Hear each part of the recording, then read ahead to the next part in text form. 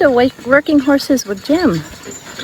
Today we're in the hayfield. Jim has Duke and Earl, and what they're doing is re-raking a field because this hay got rained on. So Jim has finished re-raking the hay that I just showed you, but now this is kind of a wet spot in the field. We have had so much rain that this would have been bad to try to rake up earlier, but he's going to try it now and see if we can get it picked up. Maybe not even today, but at least it'll be drying. We have tickets today for a rodeo, and that is going to be in Ontario, Canada, in Williamstown, and we're very excited about that. But that's later. It's this evening. We'll have to leave late afternoon, but there is going to be the push to get this baled before we go. If it hadn't rained the other day, it would have been done.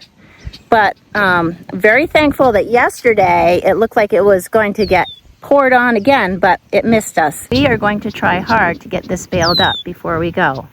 We may not get it in the barn, but Jim, if he uses the right wagons, we can back it into the sawmill building, and then we can do it later. He just wants to get it off the field before we go. So this is exciting. We love rodeos. The corn out here in the cornfield is definitely knee-high by the 4th of July. The pumpkins in our little patch are definitely growing, although we wish we would have not planted them so sparsely, but Jim did cultivate with the horses in here yesterday, and I'll come down and do a little hoeing where it needs to be done. But it's nice to see the light brown of the dirt. We haven't seen that for quite a while. But I do think that the wetness we've had is better than drought conditions for sure. So very thankful. Things are growing so beautifully.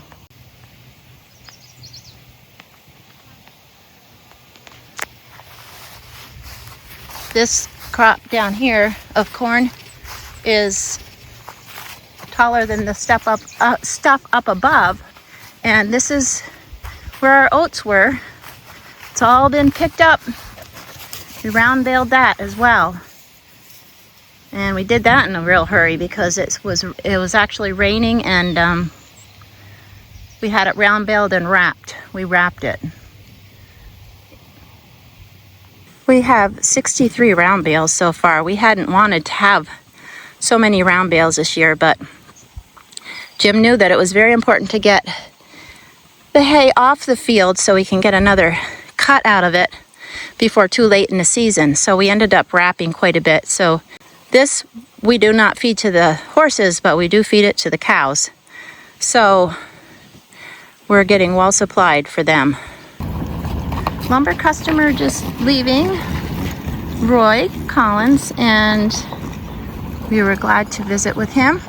Jim is done with the Suffocks, Duke and Earl. They're going back into the barn. I'll give him a brushing. He's going to wait just a little bit and bale the hay. Bill and Lady are enjoying the fan and the coolness in here. They've been staying in during the day, but Bill and Lady already had a workout this morning and just got some exercise on the stone boat to keep in shape for horse pulls. Van cooled them off real quickly, and Duke and Earl are getting a little drink, and they're going to get cooled off too. I'm glad they got the work done before it was too blazing hot outside. It's after lunch and Jim has gone out to bale hay. I am making sure the horses all get a drink of water. This is Duke. And it's funny how these horses have such personalities that it even comes out in how they decide to drink their water. Duke just takes his time. It takes him forever to decide to drink, and he has to look around and not pay attention very well to what he's doing. And then Bill will come over and he just gets his water and is ready to head on back. So it's just one thing I was just thinking about. But I think he's ready to go back now. I use a lead rope when I water him, and because it's either that or close all the doors, and it's only for a few minutes, but it's kind of a pain to close all the doors. So I just bring a lead rope and wait with him. Bill wasn't too thirsty.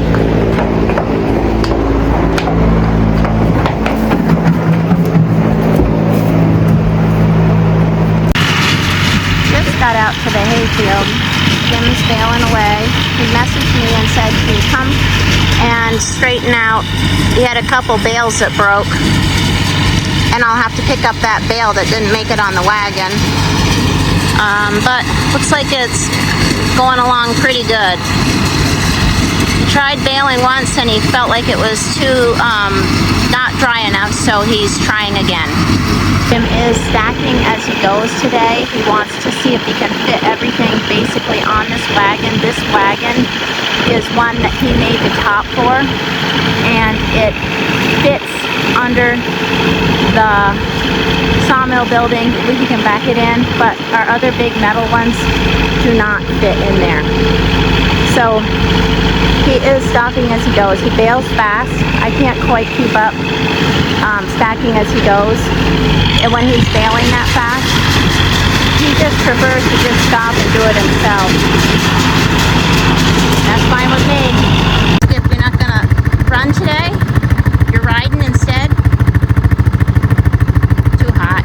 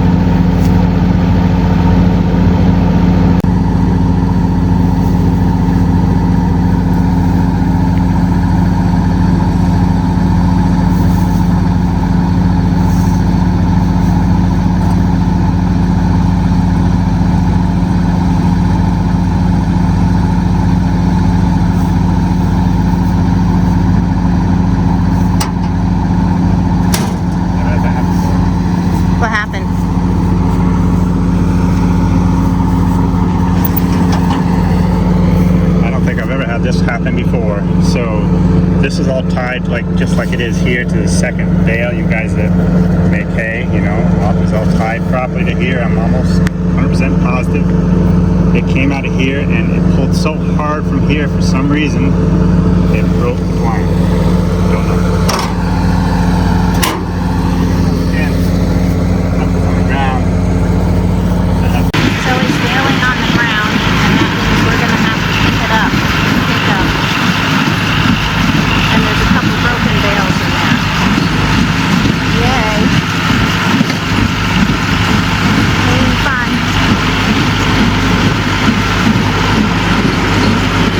So I got this is about one of the bales in the windrow that I just did. Jim went around a couple of the broken bales, kicked off or dropped off, and I have to straighten them out. And now I think he's going to hook back up to the tractor up to the wagon now that those broken bales are out of there. And so they didn't get all kicked onto the wagon because that is such a pain in the neck. And then he can proceed onward. And that happened because of whatever that string situation was. And we have had a lot of problems with our knotter, like every year. And it's time for a new baler. And we've been looking for one, but haven't found one yet. And it's got to be, if you know of one, let us know, but it's got to be kind of close to us because it's very hard to transport a baler too far.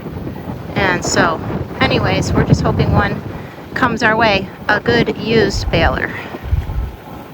Well, I got myself a pocket full of strings. Jim just informed me that we're almost done. Skip, you enjoying the ride? We got a couple bales to pick up, and then we'll be almost ready for the rodeo. Well, we're at the rodeo. We're waiting for it to start, and it looks like a full packed place. Well, we'll see. There we go. Friend Kelsey and Darren. Did you? Oh, we're gonna look at this.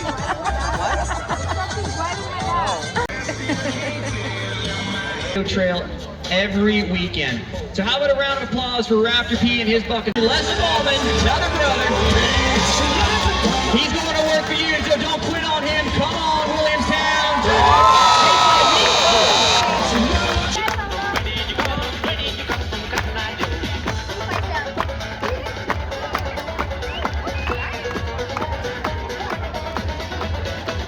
He's one of the best. We're going to get the Mud Busters down here by the tanned tent over here. We're going to get you guys ready for the future cowboys and cowgirls of rodeo.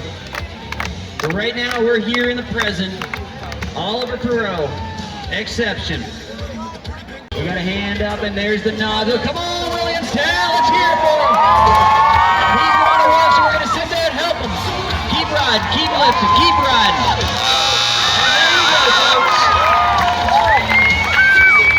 That right there is the clinic on how we do the saddle bronc. Give it up for Earl. What a haze. Come on, help him out, Williamstown. He ain't quitting on you. Don't quit on him. Keep fighting. Come on, Robert. Do it for Williamstown.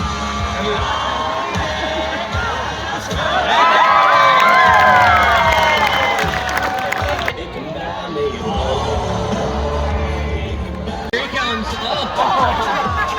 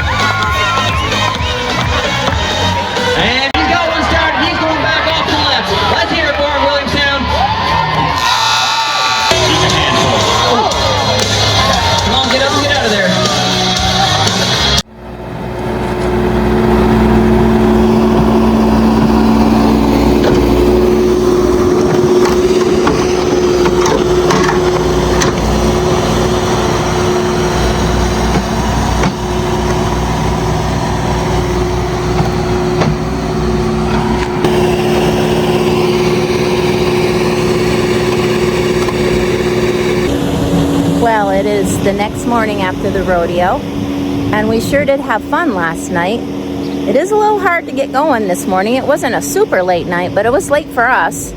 But anyways, this morning Jim just brought out the hay that we baled yesterday, and he is going to let it just air dry and sit out in the sun for a day or two. And he thought it was a little wet, a little more damp than he'd like. So he's just going to do that before we put it in the barn. And we ended up with about 150 bales. The rodeo reminded me of how amazing horses are, how they are so diverse in their ability to do things, and it was fun to see different people working with the horses last night. Thanks for coming along. We hope you have a great day.